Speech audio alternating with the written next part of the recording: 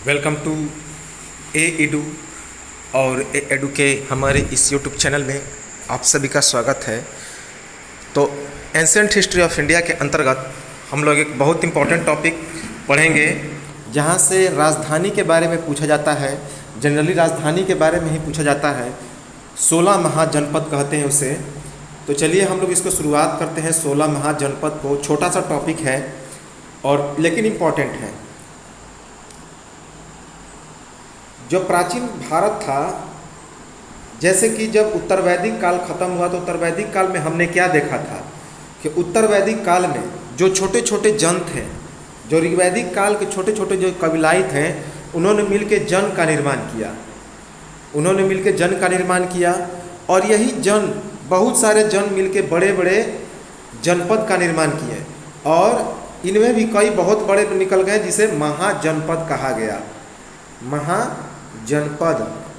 तो ये 16 महाजनपद हैं। तो प्राचीन काल में राज्य या प्रशासनिक इकाइयां ही क्या कही जाती थी? महाजनपद कही जाती थी। तो उत्तर वैदिक काल में जो जनपद थे, बहुत सारे जनपद मिलकर महाजनपदों का निर्माण किए। तो उत्तर वैदिक काल के कई जनपद मिलकर महाजनपद का निर्माण किए। जैसे हमने बताया था कि एक कुरु था, तो कुरु मिलकर पंचाल बना था। तो इस तरह से कई जनपद बने हैं। तो इनका उल्लेख बौद्ध ग्रंथों में बहुत ज़्यादा किया गया है। तो महाजनपदों का उल्लेख बौद्ध ग्रंथों में किया गया है। खास करके एक अंगुत्तर निकाय है, जो कि जो बौद्ध ग्रंथ है अंगुत्तर निकाय, यहीं पे 16 महाजनपदों का वर्णन मिलता है। और भागवती सूत्र जो कि जैन ग्रंथ है, इन दोनों ग्रंथों में इन 16 महाजनपदों का विस्तृत रूप से चर्चा किया गया है। खास करके अंगुत्तर निकाय में, जो कि एग्जाम में कई बार पूछा भी गया है। इन महाजनपदों का जो विस्तार था, आज के अफगानिस्तान से लेकर बिहार तक और हिंदू कुश पर्वत से लेकर गोदावरी नदी तक था। तो इन महाजनपदों का विस्तार आज के अफगानिस्तान से बिहार तक और हिंदू कुश से लेकर गोदावरी नदी तक था। दीर्घ निकाय के महागोविंद सूत्र में भारत का आकार कैसा बताया गया है? तो उत्तर में आयताकार, दक्षिण में त्रिभुजाकार, यानी कि बैलगाड़ी की तरह। तो बहुत इम्पोर्टेंट है कि जो दीर्घ निकाय है, बौद्धों का ग्रंथ दीर्घ निकाय, तो उसके महागोविंद सूत्र में बताया गया है कि जिस समय महाजनपद का समय था, अर्थात महाजनपद का समय कब था? 6ठी शताब्दी में। इम्पोर्टेंट है। जैसे हमने बताया था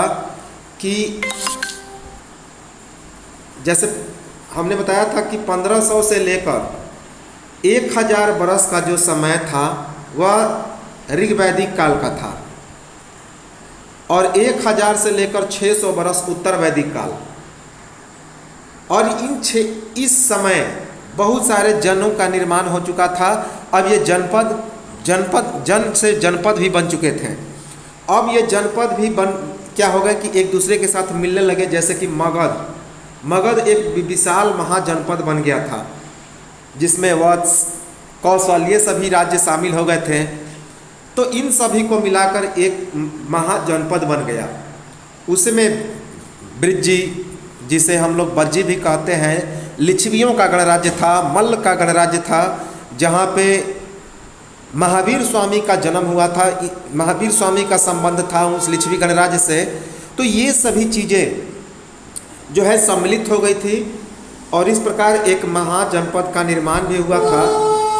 तो आकार कैसा था? दीर्घ निकाय में बताया गया है कि महागोविंद सूत्र में जो भारत का आकार था, उत्तर में आयताकार और दक्षिण में त्रिभुजाकार था। यानी कि किसकी तरह था? बैलगाड़ी की तरह। बहुत इंपॉर्टेंट है। बौद्ध निकायों के अनुसार भारत के 5 भाग हैं।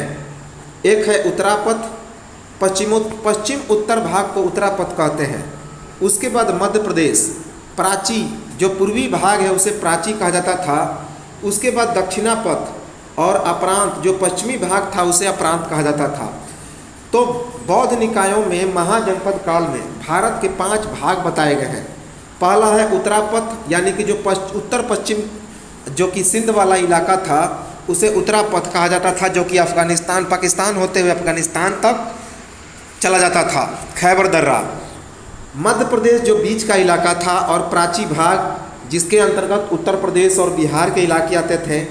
इसके बाद दक्षिणा पथ में जो दक्षिण के इलाके आते थे, कर्नाटक और अपरांत यानी कि जो पश्चिमोत्तर भारत, पश्चिम वाला भारत था, गुजरात और राजस्थान का जो तटीय इलाके थे, ये सभी इलाके आते थे।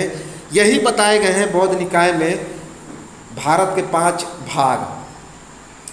जैन ग्रंथ भागवती सूत्र और सूत्र कीर्तांग, पाणिनि के द्वारा रचित अष्टाध्यायी बौधायन धर्म सूत्र जो कि ईसा की 7वीं सदी में रचा गया था, और महाभारत में उपलब्ध जनपद सूची के अनुसार भारत का विस्तार उत्तर में हिमालय से कन्याकुमारी तक था और पश्चिम में गांधार से लेकर पूर्व में असम तक था। तो जैन ग्रंथ भागवती सूत्र और सूत्र कीर्तांग, पाणिनि के द्वारा रचित अष्टाध्यायी, तो इम्पॉर्टेंट है यह भी कि पाणिनि के द्वारा रचित अष्टाध्यायी में हमने बताया था कि यह जो अष्टाध्यायी है यह सबसे प्राचीन व्याकरण का ग्रंथ है, सबसे प्राचीन व्याकरण का ग्रंथ है। उसके बाद बौधायन धर्म सूत्र जिसकी रचना ईसा पूर्व 7वीं शताब्दी में हुई थी, और महाभारत में जो जनपद सूची है, जैसे कि महाभारत में था कुरु, हस्तिनापुर, ये सभी महाभारत के जनपद थे, हम लोग आगे देखेंगे। तो उसमें लिखा गया है कि जो भारत का विस्तार था उत्तर में हिमालय से लेकर कन्याकुमारी तक था, पश्चिम में गांधार से लेकर पूर्व में असम तक था। कौटिल्य ने एक चक्रवर्ती सम्राट के अंतर्गत संपूर्ण राजनीतिक एकता के माध्यम से एक बृहत्तर संगठित भारत की परिकल्पना की थी। तो कौटिल्य अर्थात चाणक्य ने एक चक्रवर्ती सम्राट के रूप में संपूर्ण राजनीतिक एकता के माध्यम से एक विशाल संगठित भारत की परिकल्पना की थी।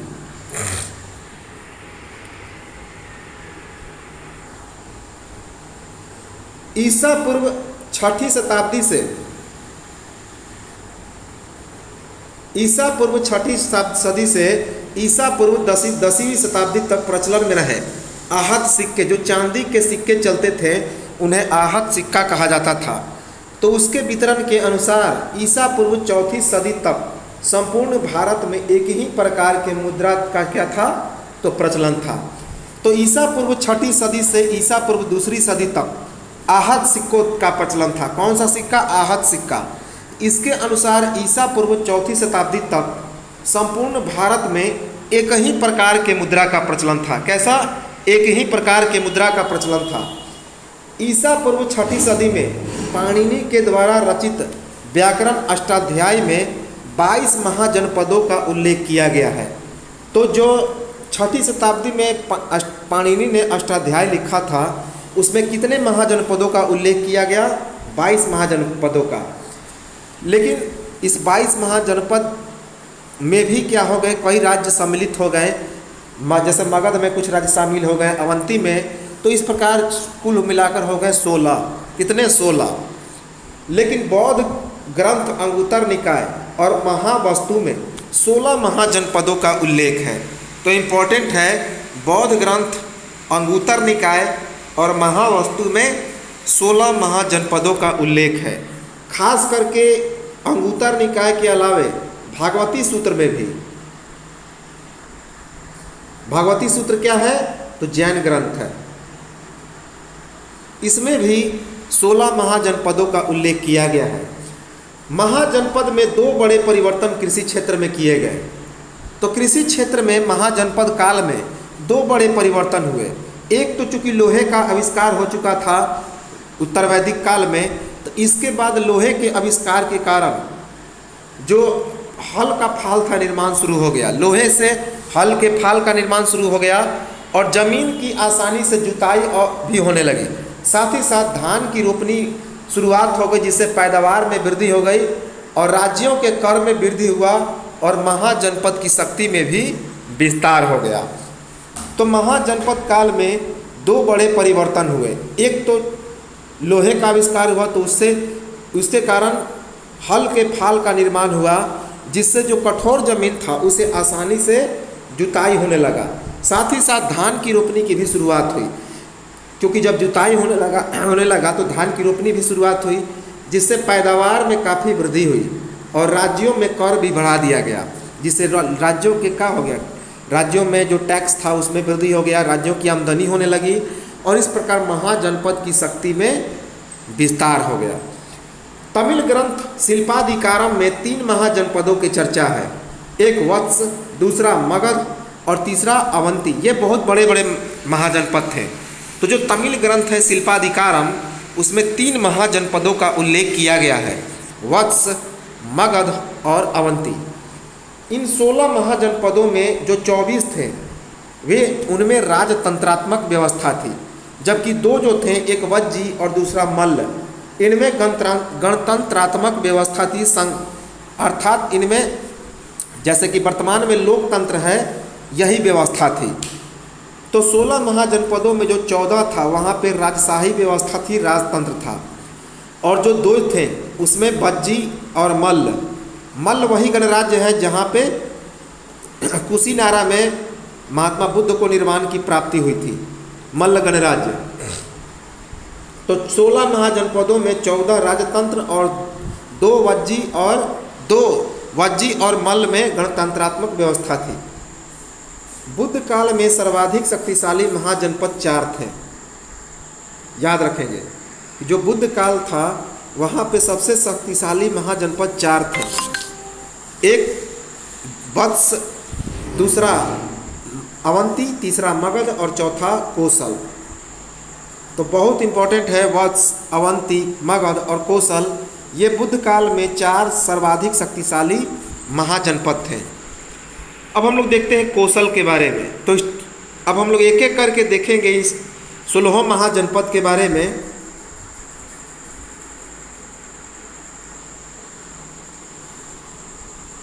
पहला है कोसल, बहुत इंपॉर्टेंट है कोसल। कोसल कहाँ पे है, कहाँ पे था? तो उत्तर प्रदेश का जो वर्तमान अयोध्या जिला है, गोंडा और बहराइच के बीच का जो क्षेत्र है वही उस समय कोसल कहलाता था। अर्थात जो पूरा अवध का क्षेत्र था वही कोसल प्रदेश कहलाता था। तो वर्तमान उत्तर प्रदेश का जो अयोध्या जिला है, गोंडा और बहराइच का क्षेत्र है, अर्थात पूरा जो अवध का क्षेत्र है वही कौशल का क्षेत्र था। इसकी पहली राजधानी थी अयोध्या। इसकी 2 राजधानी थी, पहली राजधानी थी अयोध्या, दूसरी राजधानी श्रावस्ती थी। इम्पॉर्टेंट है, दूसरी राजधानी कौन थी? तो श्रावस्ती थी, जिसे अचरावती के नाम से भी जाना जाता था, जिसे अचरावती के नाम से भी जाना जाता था। क्यों?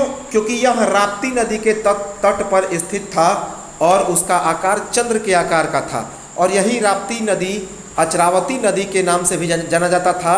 इसी कारण श्रावस्ती को अचरावती के नाम से भी जाना जाता है। तो दूसरी राजधानी कौशल की थी श्रावस्ती, जिसे अचरावती भी कहा जाता था। और यह राप्ती नदी के तट पर स्थित था, जिसका आकार कैसा था? तो चंद्रमा के आकार का, अर्थात ये चंद्र आकार नगर था। यहाँ के एक राजा हुए थे कंस, जिन्हें पाली ग्रंथों में वाराणसीग्रहों के नाम से भी जाना जाता है। तो यहाँ एक राजा हुए थे, राजा कंस, जिनका वध किसने किया था? कृष्ण ने किया था। कृष्ण देवकी नंदन, देवकी के 8वें पुत्र थे और ऐसा भविष्यवाणी किया गया था कंस को कि देवकी का जो 8वां पुत्र होगा वही इसकी हत्या करेगा। तो हमारा जो ग्रंथ है उसमें लिखा गया है कि कृष्ण ने कंस की हत्या की थी। तो वही कंस है जो यहाँ का राजा था। और पाली ग्रंथ में इसे वाराणसीग्रहों के नाम से भी जाना जाता है, वाराणसीग्रहों। तो इसी कंस ने काशी के ऊपर विजय प्राप्त करके कोसल राज्य में शामिल कर लिया था। तो कंस ने काशी पर विजय प्राप्त किया और उसे कोसल में शामिल कर लिया। कौशल देश के राजा थे प्रसेनजीत, जो कि इक्ष्वाकु वंश के राजा थे और ये बौद्ध धर्म के भी अनुयायी थे। तो कौशल प्रदेश के राजा थे प्रसेनजीत, जो कि इक्ष्वाकु वंश के राजा थे और वे बौद्ध धर्म के अनुयायी भी थे। प्रसेनजीत का एक प्रधानमंत्री था दीर्घचारण। प्रसेनजीत का एक प्रधानमंत्री था जिसका नाम था दीर्घचारण। इसने तो एक बार क्या हुआ कि ये जो प्रसेनजीत थे ये शाक्य में बुद्ध बौद्ध धर्म की शिक्षा के लिए शाक्य चले गए थे और बुद्ध के शरण में चले गए थे बौद्ध धर्म की शिक्षा के लिए, तो वहाँ का जो गद्दी था वह रिक्त हो चुका था। तो दीर्घचारण ने क्या किया कि प्रसेनजीत को मान लिया कि वो गद्दी से हट गए और उन्होंने प्रसेनजीत की जगह अपने पुत्र को गद्दी पर बैठा दिया। प्रसेनजीत ने अपने दामाद अजातशत्रु के पास जाकर क्या किया, तो इसके लिए प्रसेनजीत ने क्या किया, अपने दामाद अजातशत्रु के पास जाने का निश्चय किया। इसके लिए मदद मांगने के लिए किसके पास चला गया प्रसेनजीत, तो अपने दामाद अजातशत्रु, वही अजातशत्रु जो कि हर्यक वंश का संस्थापक बिंबिसार का पुत्र था। लेकिन जाने के क्रम में ही कहाँ, तो अजातशत्रु उस समय कहाँ पे था, राजगृह में। लेकिन राजमहल के पास पहुँचते ही इसकी क्या हो गई, मृत्यु हो गई, इसकी मृत्यु हो गई। तो जब जिस समय शाक्य चले गए थे प्रसेनजीत बौद्ध धर्म की शिक्षा ग्रहण करने के लिए, तो उस समय ये जो कौशल का राजगद्दी था वह रिक्त हो चुका था, खाली हो चुका था। तो इसी का फायदा उठाते हुए प्रसेनजीत का एक प्रधानमंत्री था दीर्घचारण, उसने क्या किया कि अपने पुत्र को उस राजगद्दी पर बैठा दिया, उस राजगद्दी पर प्रतिस्थापित कर दिया। अब इससे मदद मांगने के लिए प्रसेनजीत अपने दामाद अजातशत्रु के पास राजगृह जाता है, लेकिन राजगृह पहुंचने से पहले ही राजमहल के नज़दीक उसकी मृत्यु हो जाती है। किसकी, तो प्रसेनजीत की। भारत में यह अंत में यह बहुत शक्तिशाली नगर भी बन गया था। तो इस कौशल की जो पूर्वी सीमा थी सदी नारा नदी अर्थात गंडक नदी तक थी। तो पूर्वी सीमा पर कौन सी नदी बहती थी, गंडक, यानी कि सदी नारा नदी। हमने बताया था कि गंडक को उस समय क्या कहा जाता था, तो सदी नारा नदी। इसके पश्चिमी सीमा पर गोमती नदी बहती थी। तो इसकी पश्चिमी सीमा पर कौन नदी बहती थी, गोमती, जिसके किनारे लखनऊ शहर बसा हुआ है। दक्षिणी सीमा पर सर्पिका या सेई नदी बहती थी। तो इस कौशल के दक्षिणी सीमा पर सर्पिका या सेई नदी बहती थी। श्रावस्ती की पहचान आधुनिक महेत से था, जो सहेत महेत है उसी की पहचान आधुनिक महेत से था। कौशल महाजनपद के अंतर्गत शाक्यों का कपिल वस्तु गणराज्य, कुशावती नगर और अयोध्या का साकेत, अयोध्या को क्या कहा जाता था, साकेत भी कहा जाता था। तो इसी कौशल महाजनपद के अंतर्गत कौन कौन आता था, शाक्यों का कपिल वस्तु गणराज्य, कुशावती नगर और अयोध्या, जिसे उस समय साकेत के नाम से जाना जाता था। तो अयोध्या को क्या कहा जाता था, साकेत। प्रसेनजीत के और मंत्री थे मृगधर और श्रीवृद्ध। तो यह जो प्रसेनजीत था उसके और दो मंत्री थे जिसका नाम था मृगधर और श्रीवृद्ध। प्रसेनजीत का एक पुत्र था जिसका नाम था बिड्ढभ। प्रसेनजीत का एक पुत्र था जिसका नाम था बिड्ढभ। तो बिड्ढभ जो था शाक्यों की हत्या किया था, तो इसी कारण वह काफ़ी कुख्यात था। उसने कई शाक्यों की हत्या किया था, इसी कारण वह कुख्यात था। बिड्ढभ एक दासी का पुत्र था, लेकिन इसने शाक्यों पर आक्रमण करके उसे नष्ट कर दिया। तो जो बिड्ढभ वह एक दासी का पुत्र था और उसने शाक्यों पर आक्रमण करके उसे नष्ट कर दिया। लेकिन जब वह वापस लौट रहा था तो अचिरावती अर्थात राप्ती नदी की बाढ़ में बहकर अपनी पूरी सेना के साथ नष्ट हो गया। तो हमने बताया भी था कि राप्ती नदी को अचरावती भी कहा जाता था और इसी के नाम पर इसकी राजधानी भी पड़ी थी। तो प्रसेनजीत का पुत्र था बिड्ढभ। तो बिड्ढभ शाक्यों की हत्या के कारण कुख्यात था। तो बिड्ढभ एक दासी का पुत्र था, लेकिन इसने शाक्यों पर आक्रमण करके उसे नष्ट कर दिया। लेकिन जब वह वापस लौट रहा था तो अचिरावती अर्थात राप्ती नदी की बाढ़ में बहकर अपनी पूरी सेना के साथ वह नष्ट हो गया। प्रसेनजीत की बहन थी। अंत में यह जो कौशल नगर था बहुत ही शक्तिशाली हो गया था, बहुत शक्तिशाली। जैसे कि अभी हमने क्या बताया कि शाक्यों का कपिल वस्तु, कुशावती, अयोध्या, ये सभी राज्य इसमें शामिल हो गए थे। प्रसेनजीत की बहन का नाम था महाकोसला।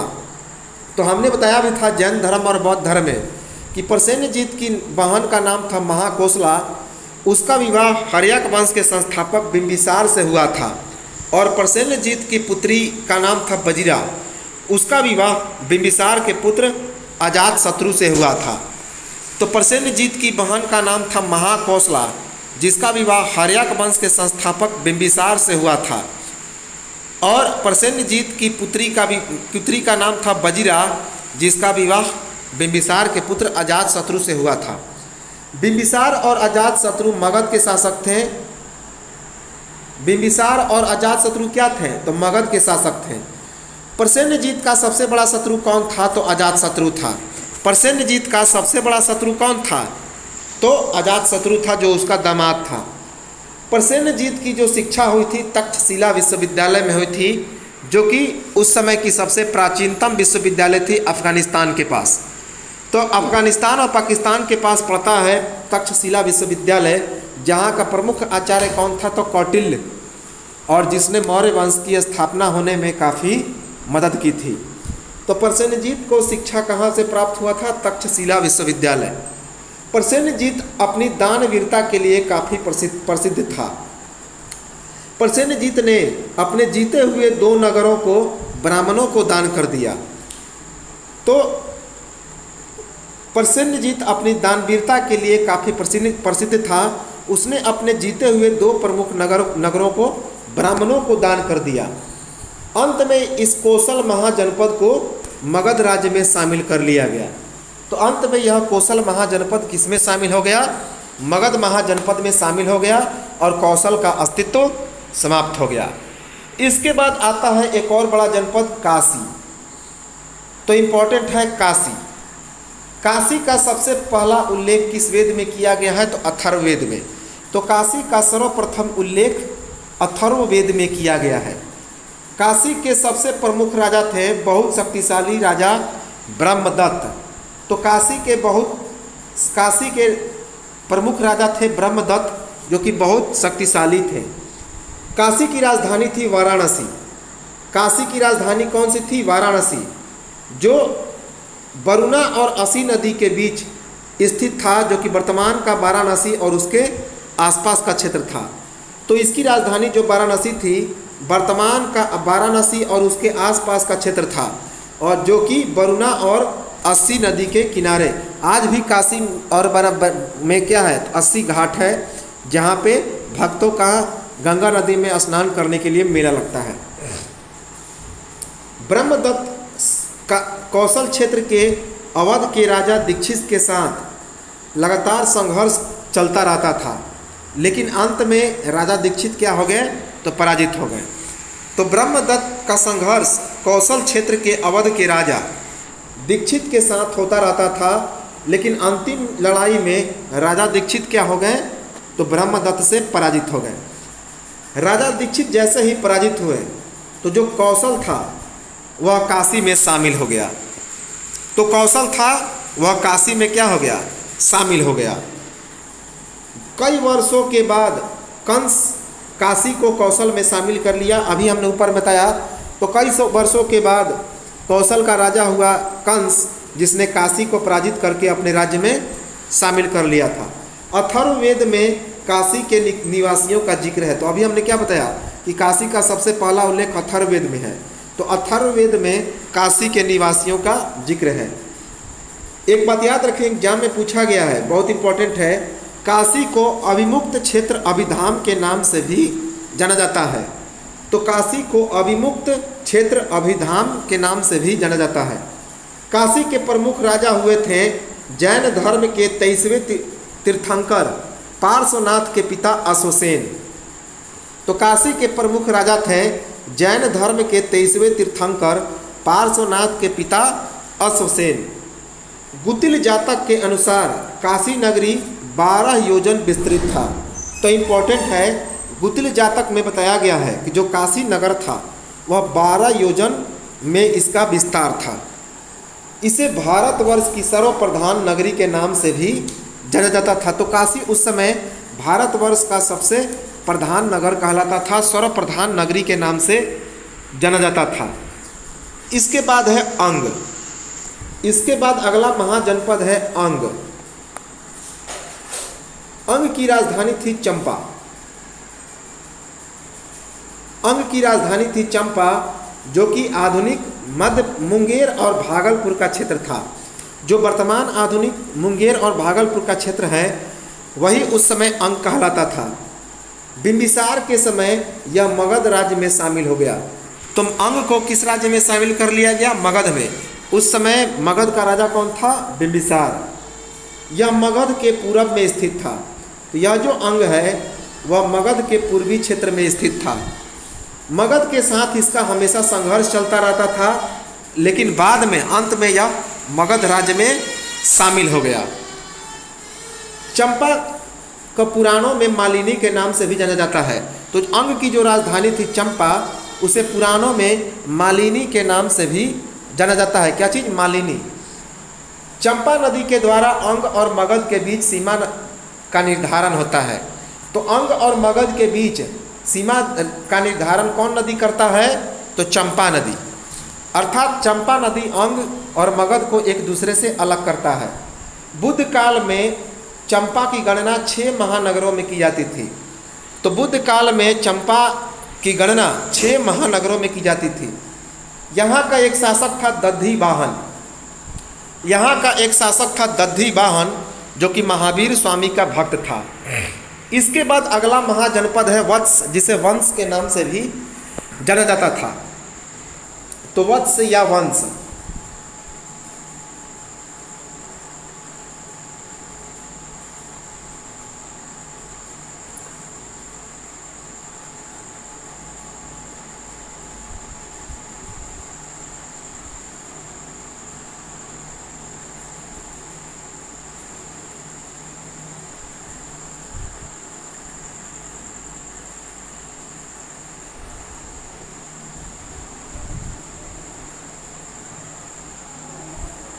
तो वत्स या वंश।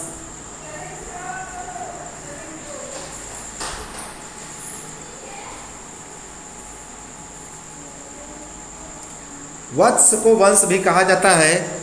तो इसकी राजधानी थी कौशाम्बी। इसकी राजधानी कौन थी? कौशाम्बी। इसके शासक का नाम था उदयन। इसके शासक का नाम था उदयन, जो पौरव वंश का राजा था। कौन से वंश? पौरव वंश का। और इसके पड़ोसी राज्यों के साथ अच्छे संबंध नहीं थे।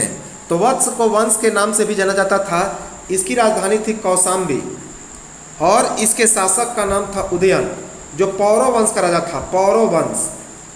इसके साथ इसके पड़ोसी राज्यों का संबंध अच्छा नहीं था।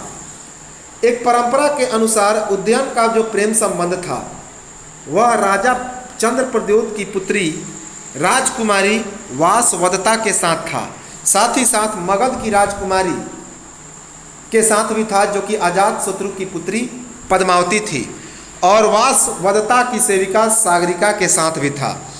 तो कहा जाता है कि एक परंपरा के अनुसार उदयन का जो प्रेम संबंध था वह राजा चंद्रप्रद्योत की पुत्री राजकुमारी वासवदत्ता के साथ था। मगध की राजकुमारी, जो कि अजातशत्रु की पुत्री पद्मावती थी, उसके साथ भी था। और साथ ही साथ वासवदत्ता की सेविका सागरिका के साथ भी था। घोषिताराम बिहार के भिक्षु पंडोल ने वत्स को बौद्ध धर्म की दीक्षा दी। तो घोषिताराम बिहार के भिक्षु पिंडोल ने वत्स को बौद्ध धर्म की दीक्षा थी। तो यह जो उदयन था, यहाँ वत्स नहीं उदयन होगा, तो घोषिताराम बिहार नामक बिहार में कहा गया है। वहाँ के एक भिक्षु थे जिसका नाम था पिंडोल। तो घोषिताराम बिहार के एक भिक्षु थे पिंडोल, उन्होंने इस उदयन को बौद्ध धर्म की दीक्षा दी। भाष्य के अनुसार उदयन का विवाह मगध के राजा दशेक की बहन पद्मावती से हुआ था। भाष्य के द्वारा इसी पर आधारित एक स्वप्न वासवदत्ता नामक एक कहानी की भी रचना की गई। तो इम्पॉर्टेंट है, पूछा जाता है कि स्वप्नवासदत्ता नामक कहानी की रचना किसने की? तो भास ने।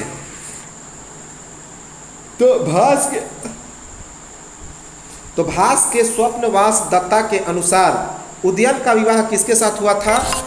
मगध के राजा दशेक की बहन पद्मावती से।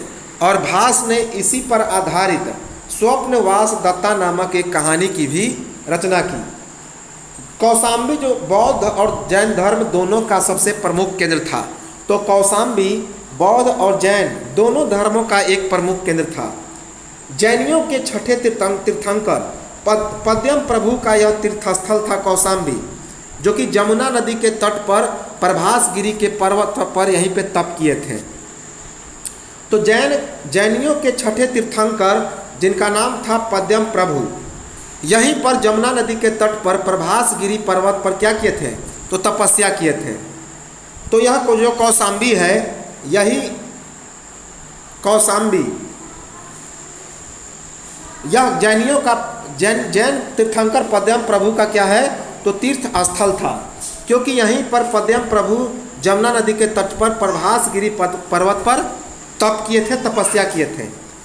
उदयन अवंती के शासक प्रद्योत के द्वारा बंदी बनाए गए और अपनी पुत्री वासवदत्ता को संगीत शिक्षा के रूप में नियुक्त किया। तो उदयन अवंती के शासक पर चंद्र प्रद्योत के द्वारा बंदी बना लिया गया और अपनी पुत्री वासवदत्ता को संगीत शिक्षक के रूप में वहां पर नियुक्त कर दिया। पौरव वंश कहाँ से आए थे? तो हस्तिनापुर के निवासी थे। ये जो पौरव वंशी थे, ऐसा माना जाता है कि ये हस्तिनापुर से आए थे, हस्तिनापुर के निवासी थे। आधुनिक प्रयागराज के अर्थात जो उत्तर प्रदेश का आधुनिक प्रयागराज या इलाहाबाद का जो क्षेत्र था, वही जो क्षेत्र था यह इसका वत्स का इलाका था। इस कौशाम्बी का संस्थापक कौन था? तो राजा निचक्षु। कौशाम्बी का संस्थापक था राजा निचक्षु, याद रखेंगे, राजा निचक्षु। अगला जो है वह है अवंती। अगला कौन है? अवंती है। तो अगला महाजनपद है अवंती।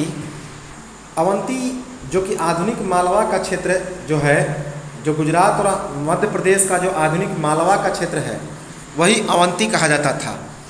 इसकी दो राजधानी थी, एक उत्तरी अवंती और दूसरा दक्षिणी अवंती। तो उत्तरी अवंती की राजधानी थी उज्जैनी, जिसे वर्तमान में उज्जैन कहा जाता है, जहाँ पे महाकाल मंदिर है, उज्जैन। और दूसरा दक्षिणी अवंती जिसकी राजधानी माहिष्मती थी। वो माहिष्मती नहीं जो कि बाहुबली में था, ये माहिष्मती है। तो इसकी दो राजधानी थी, उत्तरी अवंती जिसकी राजधानी उज्जैनी या उज्जैन, और जिसके क्षिप्रा नदी के किनारे बसा हुआ है उज्जैन, जिसे मालवा की गंगा भी कहा जाता है। तो क्षिप्रा को मालवा की गंगा भी कहा जाता है। और दूसरा दक्षिणी अवंती जिसकी राजधानी थी महिष्मती। प्राचीन काल से ही यहाँ हैहय वंश का शासन था। तो अवंती पर प्राचीन काल से यहाँ पे किस वंश का शासन था? हैहय वंश का। इसका सबसे प्रमुख शासक था चंद्र प्रद्योत महासेन। तो अवंती का सबसे प्रमुख शासक था चंद्र प्रद्योत महासेन। इसने बौद्ध धर्म को अपनाकर बुद्ध का अनुयायी बन गया और अपने पुरोहित महाकचायन अर्थात महाकश्यप के प्रभाव में आकर, तो इसका प्रमुख शासक था चंद्र प्रद्योत महासेन, और अपने पुरोहित महाकश्यप के प्रभाव में आकर इसने बौद्ध धर्म का अनुयायी बन गया। कौन? अवंत, जिसका नाम था चंद्र प्रद्योत महासेन। दोनों राजधानियों के बीच वेत्रवती नदी का प्रवाह बहता है। तो इसकी जो दोनों राजधानियां हैं, एक है उज्जैनी और दूसरा है महिष्मती। इन दोनों राजधानियों के बीच एक नदी बहती है जिसका नाम है वैत्रवती नदी। मगध के अतिरिक्त यहीं पर केवल लोहे की खान प्राप्त हुई है।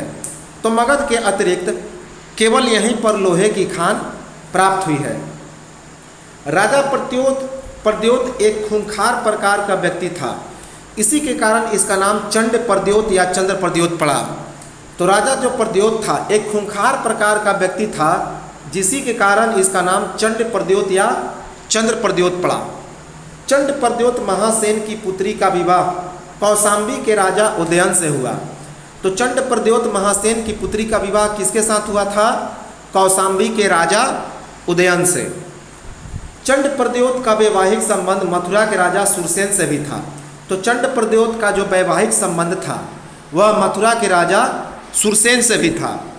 चंड प्रद्योत को पीलिया नामक बीमारी हो गई थी, जिसके इलाज के लिए बिंबिसार ने अपने राज्य वैद्य जीवक को उसके पास भेजा था।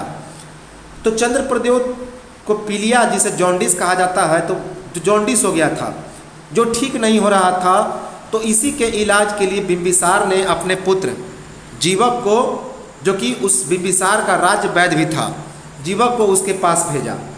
महाकचायन अर्थात महाकश्यप, धम्मपाल और सोन, ये सभी आचार्यों के कारण अवंती जो था वह बौद्ध धर्म का प्रसिद्ध केंद्र बन गया। तो महाकचायन अर्थात महाकश्यप, धम्मपाल और सौन, इन सभी आचार्यों के कारण अवंती बौद्ध धर्म का प्रसिद्ध केंद्र बन गया।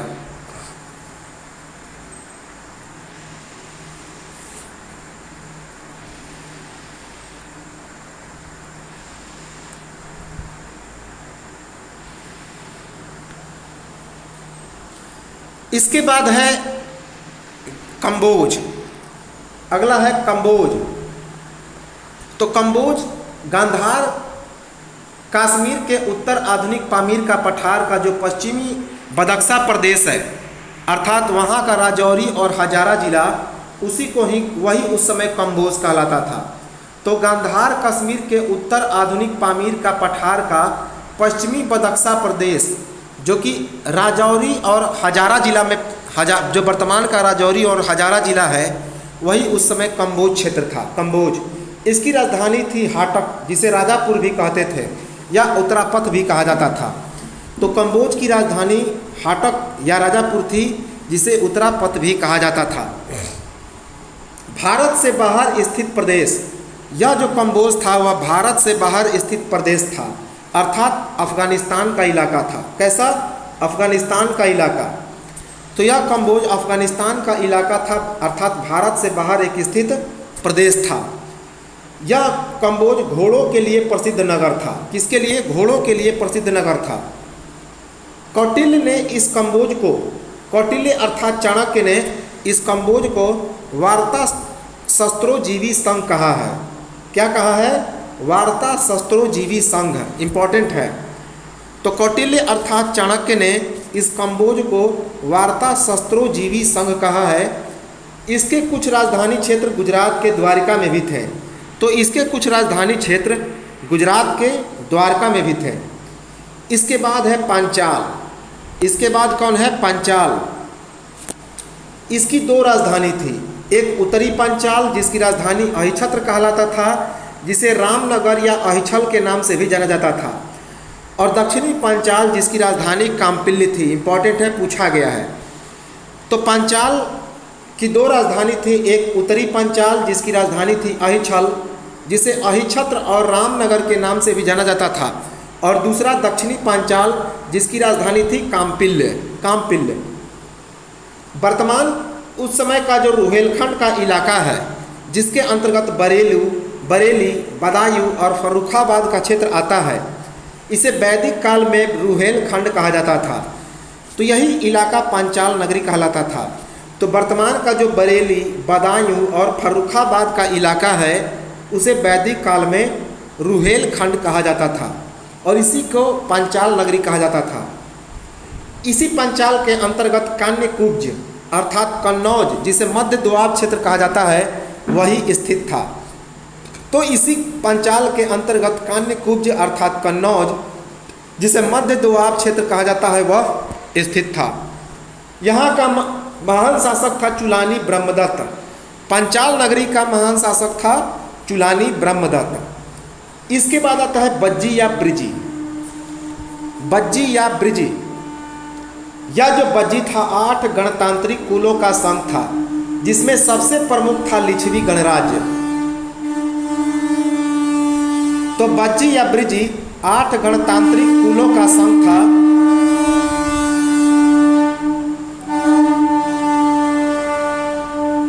तो बज्जी या ब्रिजी 8 गणतांत्रिक कुलों का संघ था, जिसमें सबसे प्रमुख था लिच्छवी गणराज्य।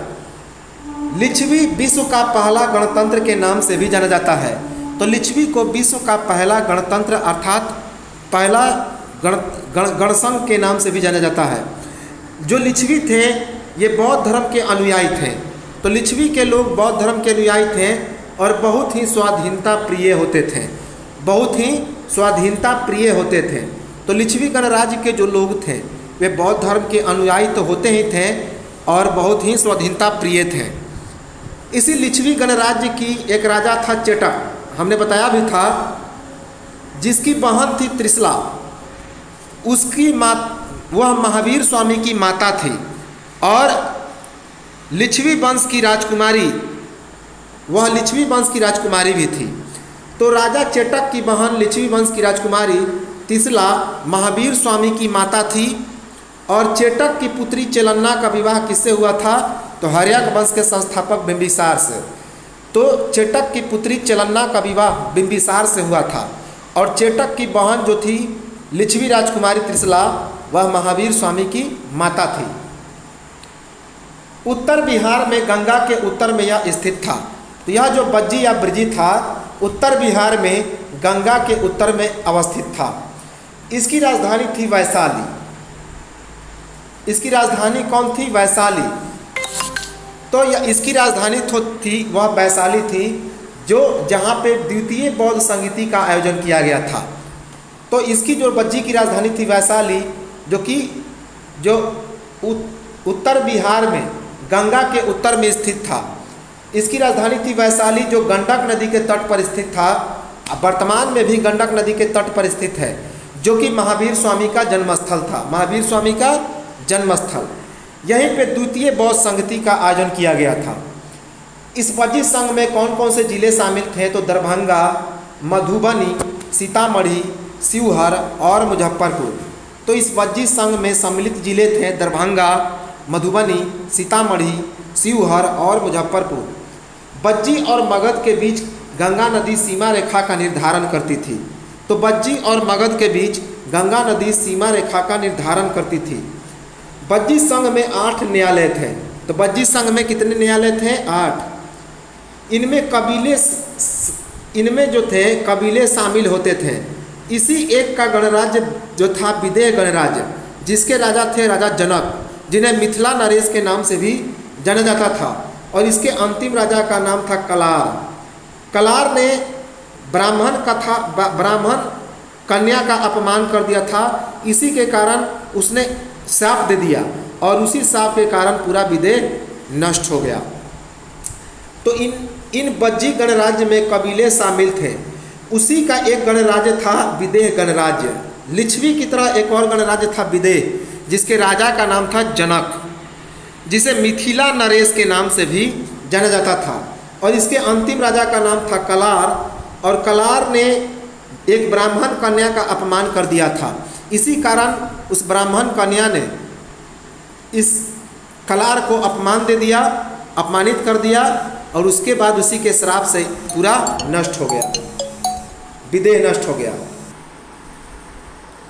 अगला है मगध। हालांकि मगध के बारे में हम लोग पूरा पढ़ चुके हैं, फिर भी देख लें।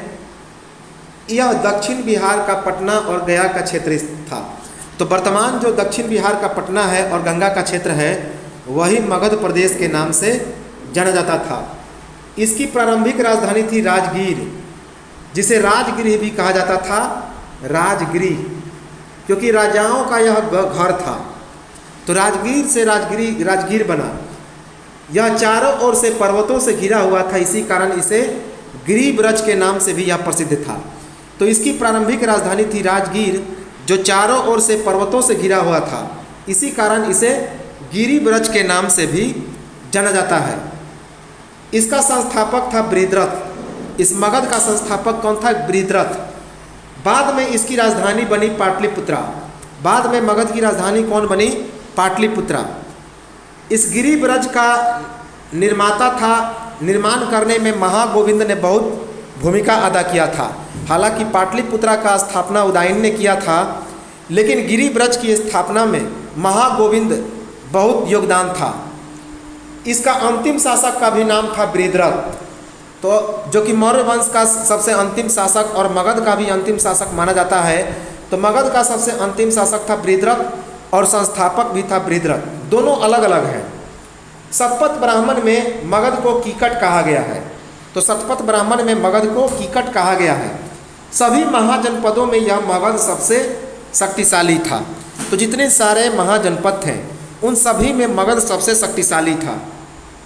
इसका जो प्रसिद्ध शासक था वह अजातशत्रु, बिंबिसार और चंद्रगुप्त मौर्य था। तो चंद्रगुप्त मौर्य, बिंबिसार, अजातशत्रु ये सभी इसके प्रसिद्ध शासक हुए थे। बाद में मगध में काशी, कौशल और अंग शामिल हो गए। इसी कारण मगध बहुत विशाल क्षेत्र बन गया था। तो बाद में मगध में काशी, कौशल और अंग राज्य को शामिल कर लिया गया था। इसी कारण यह बहुत क्या बन गया, तो बहुत ही शक्तिशाली राज्य बन गया था। इसके बाद है गंधार। इसके बाद कौन है? गंधार। इसकी राजधानी थी तक्षशिला। इसकी राजधानी कौन थी? तक्षशिला। यहीं तक्षशिला पर विश्व का प्रथम विश्वविद्यालय, प्राचीनतम विश्वविद्यालय जिसका नाम है तक्षशिला विश्वविद्यालय अवस्थित है। तो यहीं पर विश्व का प्राचीनतम विश्वविद्यालय तक्षशिला विश्वविद्यालय अवस्थित था। यह अफगानिस्तान के काबुल घाटी, पाकिस्तान के पश्चिमी भाग और कश्मीर के कुछ भाग में अवस्थित था। तो यह जो तक्षशिला था वह अफगानिस्तान के काबुल घाटी, पाकिस्तान का पश्चिमी भाग और कश्मीर के कुछ भाग में अवस्थित था। इसका दूसरा प्रमुख नगर था पुष्कलावती। गांधार का एक दूसरा प्रमुख नगर था पुष्कलावती। इसके बाद है मत्स्य, जिसे मच्छ भी कहा जाता है। तो मत्स्य या मच्छ, यह कहाँ पे स्थित था?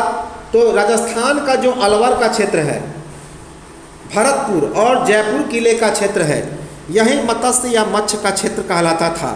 तो राजस्थान का अलवर, जो वर्तमान राजस्थान का अलवर है, भरतपुर है और जयपुर किले का क्षेत्र है, यही मत्स्य या मच्छ क्षेत्र कहलाता था। इसकी राजधानी का नाम था विराटनगर। इसकी राजधानी कौन थी? विराटनगर। यहाँ के लोग बहुत ईमानदार हुआ करते थे। तो मत्स्य के क्षेत्र के लोग बहुत ईमानदार हुआ करते थे। इसका संस्थापक था राजा विराट। तो इसका संस्थापक कौन था? राजा विराट। इसी के कारण इसकी राजधानी का नाम पड़ा विराटनगर। पांडवों ने यहाँ पर 13 बरस तक वनवास किया था। तो इसी क्षेत्र में पांडवों ने 13 बरस तक क्या किया? वनवास किया था। इसके बाद है अगला सुरसेन। तो अगला जो राज्य है उसका नाम है सुरसेन। तो इसकी राजधानी थी मथुरा। सुरसेन की राजधानी थी मथुरा। यूनानी लेखक ने इसे मेथोरा भी कहा है। तो यूनानी लेखक ने मथुरा को मेथोरा भी कहा है। बुद्ध के समय यहाँ का राजा था अवंतीपुत्र। तो बुद्ध के समय यहाँ का राजा था अवंतीपुत्र, जो कि बुद्ध का शिष्य भी था। अवंतीपुत्र के माध्यम से ही मथुरा में बौद्ध धर्म का प्रचार प्रसार हुआ। तो अवंतीपुत्र के माध्यम से ही मथुरा में बौद्ध धर्म का प्रचार प्रसार हुआ। यह कुरु जनपद के दक्षिण में स्थित था। तो यह जो सुरसेन था कुरु जनपद के दक्षिण में स्थित था। पुराणों के अनुसार जो मथुरा का राजवंश था, मथुरा में कौन से राजवंश था? यदुवंश। तो पुराणों के अनुसार मथुरा में यदुवंश का राजवंश था। किसका? यदुवंश। ज्ञान, बुद्धि और वैभव के कारण यह नगर अत्यंत प्रसिद्ध हुआ करता था। तो अपने ज्ञान, बुद्धि और वैभव के कारण यह नगर बहुत ही प्रसिद्ध था। इसके बाद है मल्ल। इसके बाद क्या है? मल्ल। यह भी एक गणतंत्र अर्थात गणसंघ अर्थात प्रजातांत्रीय व्यवस्था थी। तो मल्ल भी एक प्रकार का गणतंत्र या गणसंघ था, जहाँ पर प्रजातांत्रीय व्यवस्था थी। यह वर्तमान उत्तर प्रदेश के गोरखपुर के पास देवरिया जिले जो है वही इलाका था मल्ल। तो वर्तमान उत्तर प्रदेश का जो गोरखपुर का देवरिया जिला है वही उस समय मल्ल कहलाता था। इसकी 2 शाखाएं थी। एक की राजधानी थी कुशीनारा, जो वर्तमान कुशीनगर है, और दूसरे की राजधानी थी पावा या पौ, जो कि वर्तमान दक्षिणी भाग कहलाता है।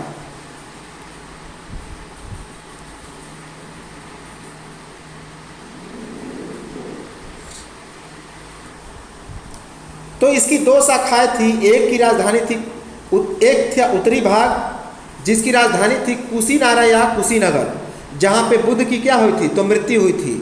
और दूसरा दक्षिणी भाग था जिसकी राजधानी थी पावा या पौ, जहाँ जो कि वर्तमान फाजिल नगर है। वर्तमान फाजिल नगर, यहीं पर बुद्ध ने अंतिम बार भोजन किया था।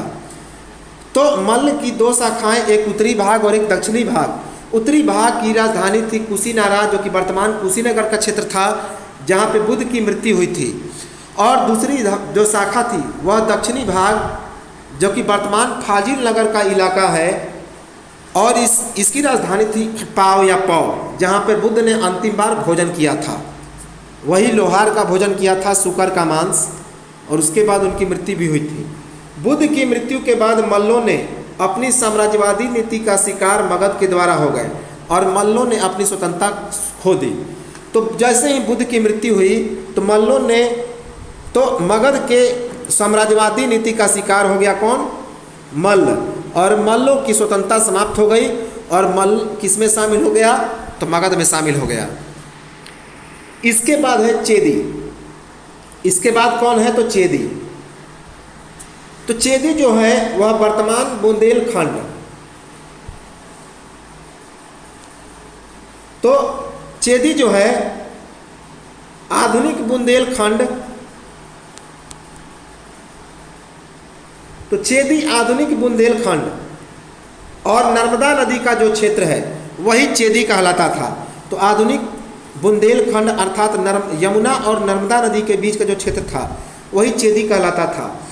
इसकी राजधानी थी सोथीवती, जिसे शक्तिमती के नाम से भी जाना जाता था। तो इसकी राजधानी का नाम था शक्तिमती या सोथीमती। इसके राजा थे शिशुपाल। यहाँ का प्रमुख राजा था शिशुपाल, जिसकी हत्या किसने की थी? तो कृष्ण ने, चक्र के द्वारा, सुदर्शन चक्र के द्वारा। यह एक दुष्ट शासक था। तो यहाँ का राजा था शिशुपाल, जो कि एक दुष्ट शासक था जिसकी हत्या कृष्ण ने की थी। इस राज्य का उल्लेख महाभारत में किया गया है। तो इस चेदी राज्य का उल्लेख कहाँ पे किया गया है? महाभारत में। इसके बाद है अस्मक या अस्सक। इसके बाद अगला राज्य कौन है? अस्मक या अस्सक।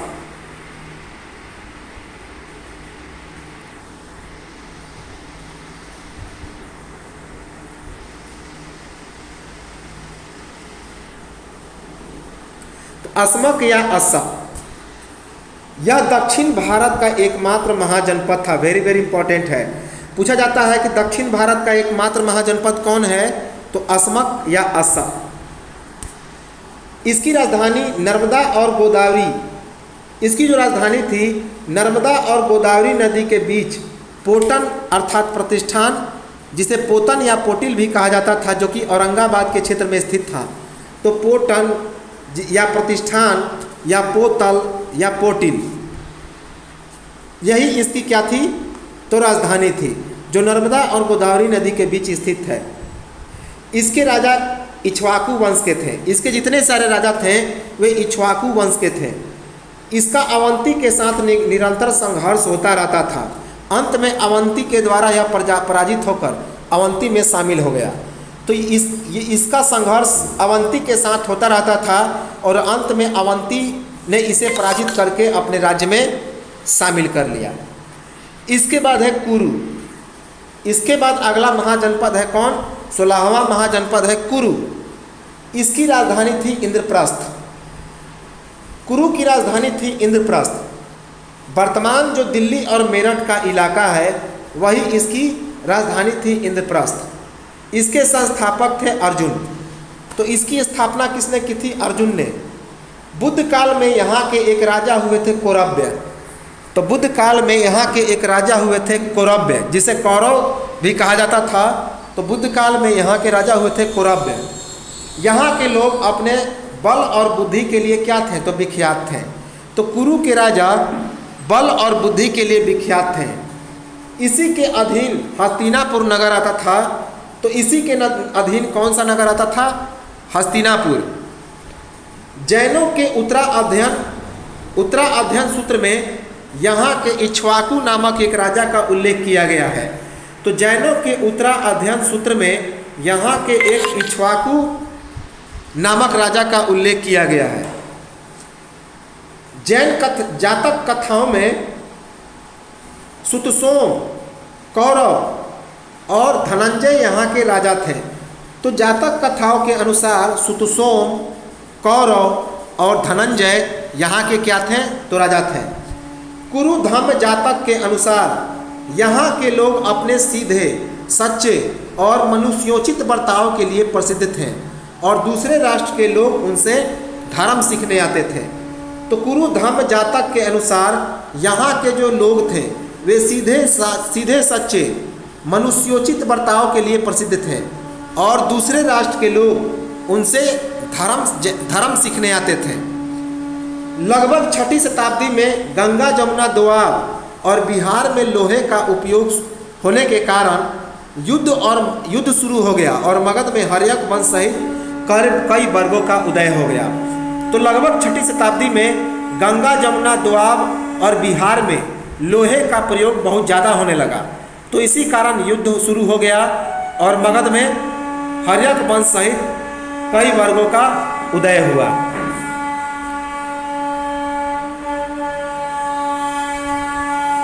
हर्यक वंश सहित कई वर्गों का उदय हुआ। अब है प्राचीन भारत के गणराज्य कौन कौन से थे। तो प्राचीन भारत के गणराज्य कौन कौन से थे, तो 600 BC में राजनीति का दूसरा स्वरूप था गणतंत्रात्मक व्यवस्था। तो 600 BC में राजनीति का दूसरा स्वरूप था गणतंत्रात्मक व्यवस्था। नेपाल की तराई में आज के पूर्वी उत्तर प्रदेश से बिहार तक 10 गणराज्यों की सूचना प्राप्त होती है, जिसमें वैशाली का लिच्छवी, मिथिला का विदेह, पावा और कुशीनगर का मल्ल ये सभी प्रमुख थे। तो नेपाल की तराई में आज के पूर्वी उत्तर प्रदेश से बिहार तक 10 गणराज्यों की सूचना प्राप्त होती है। कितने? 10 गणराज्यों की सूचना प्राप्त होती है, जिसमें वैशाली का लिच्छवी, मिथिला का विदेह, पावा और कुशीनगर के कामल्ल ये सभी क्या हैं, तो प्रसिद्ध हैं। गणतंत्रात्मक राजनीति की कार्य पद्धति राजतंत्र से अलग थी। यहाँ प्रशासन में व्यक्तियों की समान भागीदारी होती थी। तो गणतंत्रात्मक राजनीति की कार्य पद्धति राजतंत्र से अलग होती थी। यहाँ प्रशासन में व्यक्तियों की समान भागीदारी होती थी। लिच्छवियों की सभी सदस्यों, कितने सदस्य थे? 7707। इनके द्वारा राजा की उपाधि प्राप्त होती थी। तो लिच्छवियों के सभी सदस्यों के द्वारा, जिनकी संख्या कितनी थी? 7707, तो उन्हें राजा की उपाधि प्राप्त होती थी। इनका गणराज्य गणतंत्र न होकर कुलीन तंत्र था, क्योंकि यह एक विशेष अर्थात क्षत्रिय मात्र से संबंधित थे। इनमें महिलाएं शामिल नहीं होती थी। तो इनका जो गणराज्य था गणतंत्र न होकर कुलीन तंत्र था, क्योंकि यह एक विशेष वर्ग अर्थात क्षत्रिय से संबंधित था और इनमें महिलाओं को शामिल नहीं किया जाता था। अब यहाँ पे प्रमुख गणराज्य हैं, किस स्थान पर है और उसकी विशेषता क्या है। तो सबसे पहले शाक्य गणराज्य। शाक्य गणराज्य कपिलवस्तु में है। कपिलवस्तु में यह तिलौरा कट जो कि नेपाल में पड़ता है, या पिपरहवा, सिद्धार्थनगर, उत्तर प्रदेश। तो शाक्य गणराज्य जो कि कपिलवस्तु में पड़ता था, जो वर्तमान तिलौरा कट, नेपाल के तिलौरा कट या पिपरहवा, जिसे उत्तर प्रदेश का सिद्धार्थनगर, वहीं पे यह पड़ता था। इसके बाद लिच्छवी किस स्थान पे? तो वैशाली। इसका मुख्य स्थान था वैशाली। मुजफ्फरपुर का उस समय बसाड़ का जो इलाका था वही कहलाता था लिच्छवी। मुजफ्फरपुर का बसाड़। इसकी पहचान जो है मुजफ्फरपुर के बसाड़ के रूप में की गई है।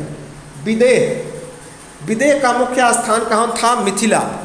विदेह का मुख्य स्थान था मिथिला और इसकी पहचान जनकपुर से भागलपुर तथा दरभंगा जिला तक की गई है। जनकपुर से भागलपुर तथा दरभंगा जिला की गई है।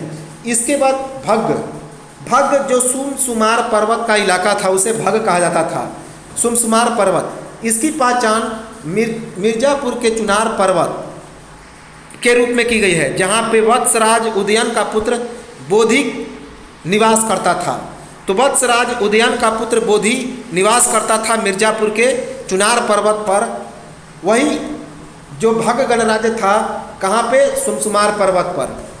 इसके बाद बुली अल्पक का स्थान पर था। तो बुली जो था वह गणराज्य अलकप में था और इसकी पहचान शाहाबाद, आरा और मुजफ्फरपुर के क्षेत्र में की गई है। शाहाबाद, आरा और मुजफ्फरपुर के क्षेत्र में। इसके बाद कलाश। इसके बाद क्या है? तो कलाश है।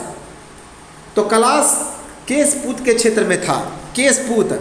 और इसकी पहचान कोसल के पश्चिम में संभवतः सुल्तानपुर, जो कि उत्तर प्रदेश का सुल्तानपुर था, अलार कलाम नामक आचार्य का जो कि निवास स्थल था। तो इसकी पहचान कोसल के पश्चिम में संभवतः उत्तर प्रदेश के सुल्तानपुर में की गई है और यहीं पर अलार कलाम नामक आचार्य का निवास स्थल था। अलार कलाम जो कि महावीर स्वामी के प्रथम गुरु थे, बुद्ध के प्रथम गुरु थे। इसके बाद कोलिस रामग्राम, इसकी मुख्य राजधानी थी कौन? रामग्राम। और इसकी पहचान रामगढ़वाल जो कि गोरखपुर का क्षेत्र था वहाँ से की गई है, गोरखपुर के रामगढ़वाल से की गई है। यहाँ के लोग पुलिस शक्ति हेतु प्रसिद्ध थे।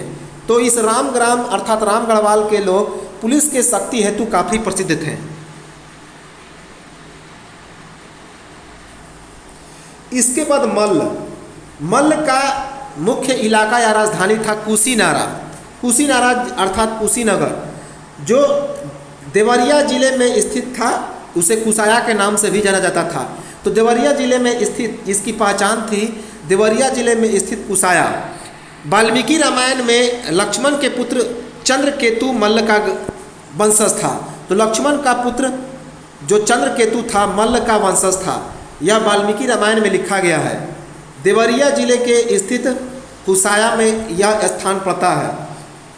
इसके बाद एक और मल्ल था, हमने बताया था कि मल्ल की दो राजधानी थी, एक कुशीनारा दूसरा पावा। और इसकी पहचान पडरौना के रूप में की गई है। कैसे? पडरौना। इसके बाद मोरिये का राजधानी था पिपलीवन। और इसकी पहचान मोरिये शाखाओं की एक शाखा कुसुम के रूप में की गई है। मोरिये शाखाओं की एक शाखा के रूप में की गई है।